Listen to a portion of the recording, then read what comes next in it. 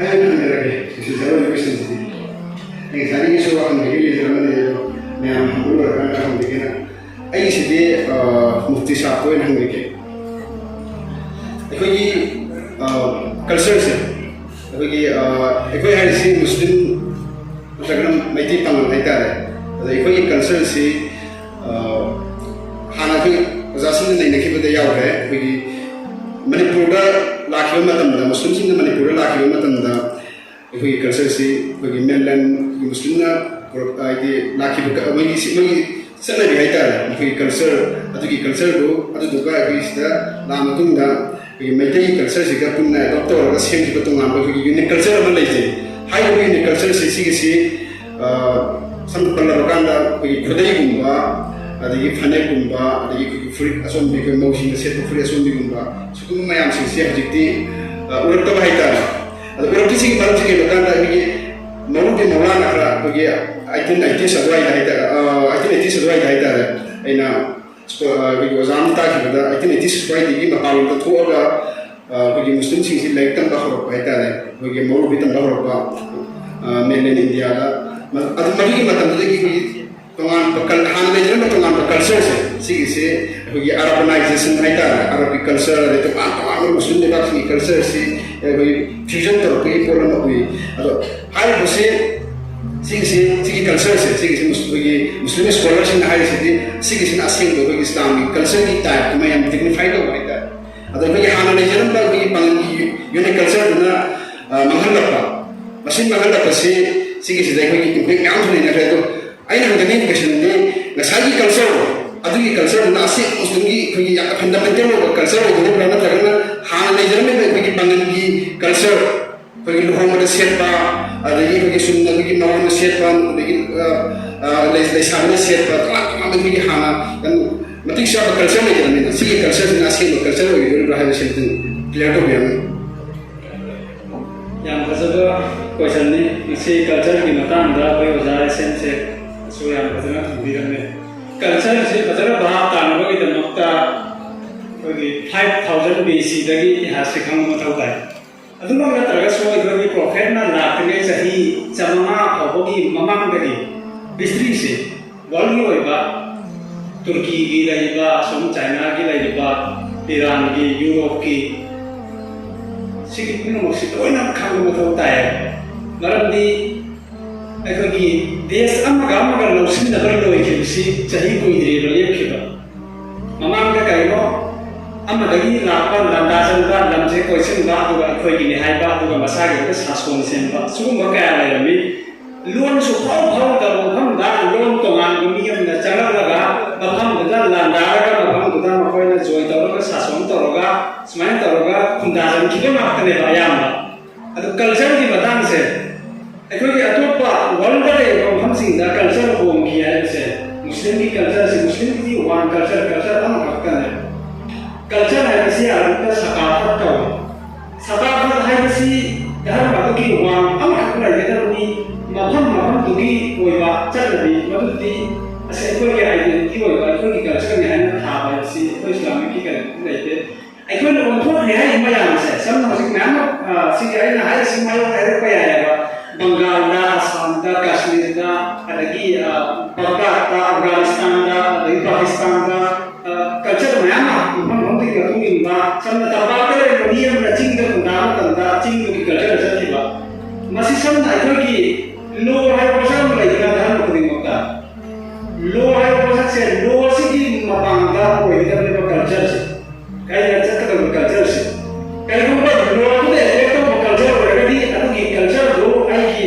ayu hawai lo kita itu culture berarti semua itu ikutnya culture mana cakap ki ya boleh itu Islam Mandi ama tu iba culture na tak tu dia so hujud channai denda tu pada untuk bisa dia akhirnya Ottoman ki ambiar ba kena hati Osman hari besar sudah tinggi mau sini jauh ngai orang mau pergi kandang mau pergi sagai sih loh ini masih habis pikirna jangan kami kamu mau mati dari anak dia lagi jiu singa mau langgar kan Kristen mau langgar kan kamu mau langgar kan semua itu orang hakuk pikir apa culture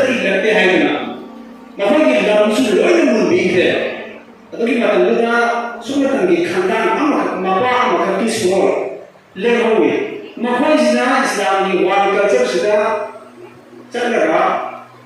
ꯑꯣꯏꯅꯤꯡꯕ ꯑꯣꯏꯁꯅꯨ ꯑꯩꯈꯣꯏꯒꯤ ꯊꯋꯥꯏ ꯑꯩꯈꯣꯏꯒꯤ ꯆꯍꯨꯝ ꯆꯥꯝꯃꯔꯤꯁꯤ ꯃꯅꯨꯡꯗꯒꯤ ꯊꯋꯥꯏ ꯑꯃ ꯖꯃꯤꯟ ꯂꯩꯃꯥꯏ ꯑꯁꯤꯗꯒꯤ ꯐꯥꯎꯕ ꯑꯩꯈꯣꯏꯒꯤ ꯀꯜꯆꯔꯗ ꯂꯦꯡꯒꯅꯤ ꯍꯥꯏꯕꯗꯤ ꯂꯦꯡꯗꯅ ꯂꯩꯒꯅꯤ ꯍꯥꯏꯔꯒ ꯂꯥꯟꯗꯥꯔꯛꯄꯗꯒꯤ ꯁꯨꯝ ꯇꯞꯅ ꯇꯞꯅ ꯂꯥꯛꯄꯗꯒꯤ ꯃꯤ ꯆꯍꯨꯝꯗꯨꯗ ꯁꯨꯂꯩꯃꯥꯟ ꯀꯧꯕ ꯅꯨꯄꯥ ꯑꯃ ꯌꯥꯎꯈꯤ ꯁꯨꯂꯩꯃꯥꯟꯗꯨꯒꯤ ꯃꯁꯨ ꯅꯨꯄꯥꯁꯤꯅ ꯁꯥꯁꯣꯟ ꯑꯃ ꯂꯤꯡꯉꯒ ꯆꯍꯤ ꯆꯥꯇ꯭ꯔꯨꯛ ꯁꯥꯁꯣꯟ ꯇꯧꯔꯝꯃꯦꯕꯅꯤ ꯁꯨꯃꯥꯏꯅ ꯇꯧꯗꯅ ꯏꯐꯣꯡ ꯐꯣꯡꯕ ꯈꯨꯗꯝꯗ ꯄ꯭ꯔꯣꯐꯦꯠ ꯃꯨꯍꯝꯃꯗ ꯁꯜꯂꯜꯂꯥꯍꯨ ꯑꯂꯩꯍꯤ ꯋꯁꯜꯂꯝꯅ ꯑꯔꯕ ꯃꯀꯥꯁꯤꯗ ꯄꯣꯛꯂꯒ ꯆꯍꯤ ꯅꯤꯐꯨ ꯁꯨꯕꯁꯤꯗ ꯃꯍꯥꯛꯅ ꯄꯣꯠ ꯐꯪꯕꯅꯤ ꯅꯕꯤꯒꯤ ꯐꯪꯅꯦꯟ ꯐꯪꯕꯅꯦꯕ ꯑꯗꯨ ꯃꯃꯥꯡꯗ ꯑꯔꯕꯀꯤ ꯀꯜꯆꯔꯁꯤꯗꯤ ꯀꯌꯥꯃꯇꯤꯛ ꯇꯨꯀꯠꯆꯔꯝꯃꯤ ꯀꯌꯥꯃꯇꯤꯛ ꯑꯉꯛꯄ ꯑꯩꯈꯣꯏ ꯍꯧꯖꯤꯛ ꯒ꯭ꯌꯥꯟꯗ ꯈꯟꯕꯗ ꯏꯀꯥꯏꯖꯕ ꯄꯣꯛꯄ ꯀꯜꯆꯔꯅꯦꯕ ꯑꯔꯕꯀꯤ ꯂꯩꯔꯤꯕ ꯀꯜꯆꯔꯁꯦ ꯑꯗꯨꯒꯤ ꯀꯜꯆꯔꯁꯦ ꯑꯗꯨ ꯃꯇꯝꯗꯨꯗ ꯄ꯭ꯔꯣꯐꯦꯠ ꯃꯨꯍꯝꯃꯗ ꯁꯜꯂꯜꯂꯥꯍꯨ ꯑꯂꯩꯍꯤ ꯋꯁꯜꯂꯝꯅ ꯗꯤꯟꯒꯤ ꯗꯥꯋꯥ ꯇꯧꯕ ꯃꯇꯝꯁꯤꯗ ꯕꯥꯇꯣꯟꯒꯤ ꯃꯇꯝꯁꯤꯗ ꯃꯤꯑꯣꯏ ꯈꯔ ꯈꯛꯇ ꯉꯥꯏꯔꯤꯑꯕ ꯑꯗꯨꯅ ꯃꯈꯣꯏꯁꯤ ꯂꯨꯆꯤꯡꯕꯁꯨ ꯑꯣꯏꯗꯦꯕ ꯅꯨꯡꯁꯤꯕ ꯅꯕꯤꯁꯦ ꯑꯩꯈꯣꯏꯒꯤ ꯀꯔꯤꯗꯒꯤꯅꯤ ꯃꯈꯣꯏꯒꯤ ꯈ꯭ꯋꯥꯏꯗꯒꯤ ꯋꯥꯡꯕ ꯀꯣꯂꯦꯖ ꯍꯥꯏꯔꯤꯕ ꯈꯪꯒꯥꯡꯁꯤꯗꯒꯤꯅꯦꯕ ꯑꯗꯨ ꯑꯣꯏꯔꯒꯁꯨ ꯃꯥꯒꯤ ꯉꯝꯈꯠꯇ ꯎꯇꯨꯕꯥꯒꯨꯝꯕ ꯁꯦꯕꯥꯒꯨꯝꯕ ꯑꯕꯨꯖꯥꯔꯒꯨꯝꯕ ꯑꯆꯧ ꯑꯆꯧꯕ ꯑꯩꯈꯣꯏꯒꯤ ꯁꯥꯒꯩꯒꯤ ꯀꯔꯤ ꯃꯌꯥꯝ ꯂꯩꯔꯤꯑꯕ ꯑꯩꯈꯣꯏꯒꯤ ꯆꯧꯗꯥ ꯃꯌꯥꯝ ꯂꯩꯔꯤ ꯂꯨꯆꯤꯡꯕ ꯃꯌꯥꯝ ꯂꯩꯔꯤꯑꯕ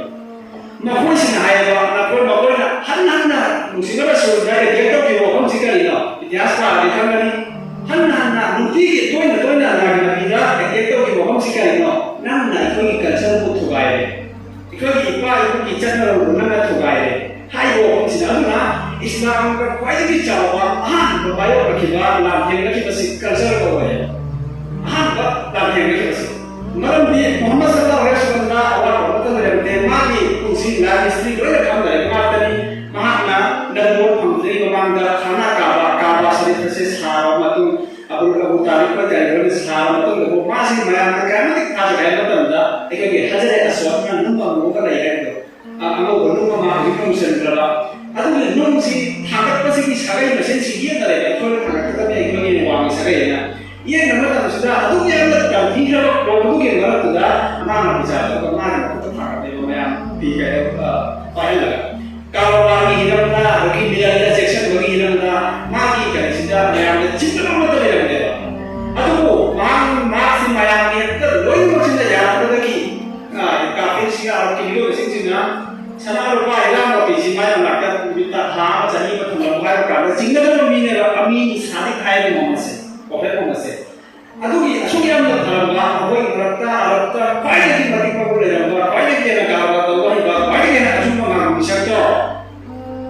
ꯑꯗꯨ ꯑꯩꯈꯣꯏꯅ ꯄꯨꯟꯅ ꯍꯥꯟꯅ ꯆꯠꯂꯛꯄ ꯀꯜꯆꯔꯁꯨ ꯊꯨꯒꯥꯏꯔꯁꯤ ꯑꯅꯧꯕ ꯀꯜꯆꯔ ꯑꯆꯨꯝꯕ ꯀꯜꯆꯔꯁꯤ ꯆꯠꯂꯁꯤꯅ ꯍꯥꯏꯕ ꯃꯇꯝꯗꯅꯦꯕ ꯂꯣꯏꯅꯃꯛ ꯃꯥꯒꯤ ꯃꯥꯌꯣꯛꯇ ꯂꯩ ꯑꯗꯨꯒꯗꯤ ꯑꯩꯈꯣꯏꯅ ꯁꯤꯒꯨꯝꯕꯁꯤꯗꯤ ꯑꯩꯈꯣꯏꯒꯤ ꯒ꯭ꯂꯣꯕꯦꯜꯒꯤ ꯑꯣꯏꯕ ꯌꯨꯅꯤꯚꯔꯁꯀꯤ ꯑꯣꯏꯕ ꯑꯩꯈꯣꯏꯒꯤ ꯑꯥꯔꯕꯤꯌꯠꯀꯤ ꯑꯣꯏꯕ ꯑꯥꯔꯕꯒꯤꯌꯠꯀꯤ ꯑꯣꯏꯕ ꯄꯣꯠꯁꯛꯅꯦꯕ ꯁꯤꯒꯨꯝꯕ ꯀꯜꯆꯔꯒ ꯍꯥꯏꯔꯤꯕ ꯄꯣꯠꯁꯛꯁꯤꯗꯤ ꯑꯗꯨꯅ ꯁꯤꯒꯨꯝꯕꯁꯤꯗ ꯍꯧꯖꯤꯛ ꯍꯤꯟꯗꯨ ꯑꯃ ꯑꯁꯥꯝꯗ ꯂꯩꯕ ꯍꯤꯟꯗꯨ ꯃꯇꯦꯛ ꯑꯃ ꯃꯈꯣꯏꯒꯤ ꯍꯤꯟꯗꯨꯗꯣ ꯑꯁꯥꯝꯗꯨꯒꯤ ꯀꯜꯆꯔ ꯆꯠꯄ ꯌꯥꯔꯣꯏꯕ ꯑꯗꯨꯅ ꯃꯤꯅ ꯁꯦꯝꯃꯛꯄ ꯀꯜꯆꯔꯗ ꯑꯩꯈꯣꯏꯅ ꯍꯥꯟꯅ ꯈꯪꯗꯅ ꯑꯔꯕꯇꯁꯨ ꯆꯠꯂꯝꯃꯤꯗꯅ ꯚꯨꯠ ꯍꯥꯠꯂꯝꯃꯤ ꯂꯥꯏ ꯍꯥꯠꯂꯝꯃꯤ ꯑꯗꯒꯤ ꯀꯔꯤ ꯀꯔꯥ ꯃꯌꯥꯝ ꯇꯧꯔꯝꯃꯤ ꯅꯨꯄꯤ ꯍꯥꯠꯂꯝꯃꯤ ꯑꯉꯥꯡ ꯄꯣꯛꯂꯛꯄꯒ ꯐꯨꯝꯖꯤꯜꯂꯝꯃꯤ ꯅꯨꯄꯤ ꯄꯣꯛꯄꯁꯤ ꯑꯩꯈꯣꯏꯒꯤ ꯏꯃꯥꯟꯅꯕ ꯐꯝꯃꯤꯟꯅꯔꯤꯉꯩꯗ ꯂꯥꯛꯑꯒ ꯅꯪꯒꯤ ꯅꯆꯥ ꯅꯨꯄꯤ ꯑꯃ ꯄꯣꯛꯑꯦꯒ ꯍꯥꯏꯕꯁꯤ ꯃꯥꯅ ꯗꯨꯅꯤꯌꯥꯗ ꯈ꯭ꯋꯥꯏꯗꯒꯤ ꯆꯣꯞꯄ ꯊꯕꯛ ꯑꯃ ꯇꯧꯕ ꯑꯃ ꯈꯜꯂꯝꯃꯤ ꯃꯃꯥꯏ ꯃꯁꯤꯡ ꯉꯥꯡꯈꯠꯂꯒ ꯆꯠꯂꯒ ꯃꯥꯒꯤ ꯅꯨꯄꯤꯁꯦ ꯍꯥꯠꯄ ꯈꯨꯄꯥꯛꯇ ꯁꯦꯠ ꯂꯥꯎ ꯊꯥꯔꯒꯅꯤ ꯑꯗꯨꯒ ꯃꯆꯥ ꯅꯨꯄꯤ ꯑꯄꯤꯛꯄꯁꯦ ꯄꯨꯔꯒ ꯂꯩꯕꯥꯛꯁꯦ ꯇꯧꯔꯒ ꯍꯤꯡꯅ ꯇꯨꯝꯗꯣꯔꯤꯕꯅꯦꯕ ꯁꯤꯒꯨꯝꯕꯁꯦ ꯀꯌꯥꯃꯨꯛ ꯆꯠꯅꯕ ꯀꯜꯆꯔꯒꯤ ꯊꯥꯛꯇ ꯂꯥꯛꯂꯝꯃꯤ ꯃꯗꯨ ꯃꯨꯠꯊꯠꯂꯕ ꯃꯇꯨꯡꯗꯅꯦꯕ ꯑꯆꯨꯝꯕ ꯏꯁꯂꯥꯝ ꯀꯥꯏꯅ ꯂꯥꯛꯈꯤꯕꯁꯤ ꯃꯔꯝ ꯑꯁꯤꯅ ꯑꯩꯈꯣꯏꯅ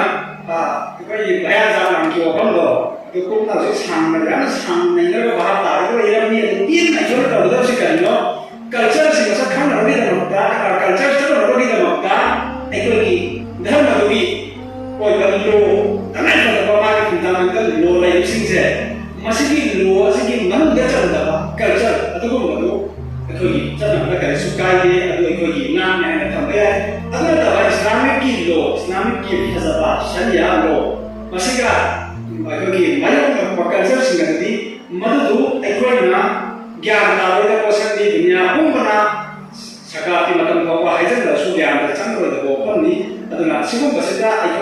ꯁꯤꯅ ꯑꯩꯈꯣꯏ ꯀꯩꯗꯧꯅꯨꯡꯗ ꯆꯥꯎꯈꯠꯄ ꯉꯝꯃꯣꯏ ꯍꯥꯏꯕꯁꯤ ꯑꯩꯒꯤ ꯎꯖꯔꯤꯕ ꯇꯝꯖꯔꯤꯕ ꯈꯔꯁꯤꯗꯤ ꯊꯥꯖꯕꯅꯤ ꯑꯗꯨꯒ ꯑꯃꯅ ꯑꯩꯈꯣꯏꯒꯤ ꯁꯤꯗ ꯐꯝꯕꯤꯔꯤꯕ ꯏꯆꯤꯟ ꯏꯅꯥꯎꯁꯤꯡꯁꯤ ꯑꯩ ꯉꯁꯥꯏ ꯍꯥꯏꯒꯦ ꯇꯧꯕꯅꯤ ꯍꯥꯏꯔꯕꯗꯤ ꯑꯩ ꯑꯌꯥꯝꯕ ꯋꯥꯔꯤ ꯁꯥꯟꯅꯩ ꯁ꯭ꯀꯨꯜ ꯀꯣꯂꯦꯖ ꯇꯝꯕ ꯁꯤꯡꯁꯦ ꯑꯗꯨꯝ ꯂꯣꯏꯅꯖꯩ ꯑꯗꯨ ꯂꯥꯏꯔꯤꯛ ꯄꯥꯕ ꯈꯔ ꯋꯥꯠꯂꯤ ꯃꯌꯥꯝꯁꯤꯁꯨ sum uda si sim na request ho jage like second syllabus ta ekam ki mani pa ga ki hoga bukti ko ta misai na ekam na te like pa ga ta ni ne ai na like sikrai ki pa ga ne ta ne master ko ta ne sai like pa ga te like pa ga ta ne adu na like ya pa si thi si adu ba इतिहास का अनुभव है बता रही कम से कम यहाँ पर language मम्मा serious का होएगा नहीं स्टोरी आना कोई क्या करी मरम दी सिद्धि मरम रिजल्ट यहाँ सांग है कोण काम चाहते हैं जैसे अगर कभी आई की पॉप मध्य उदाहरण साइड में रखी हुई है कि पॉप उसी का ना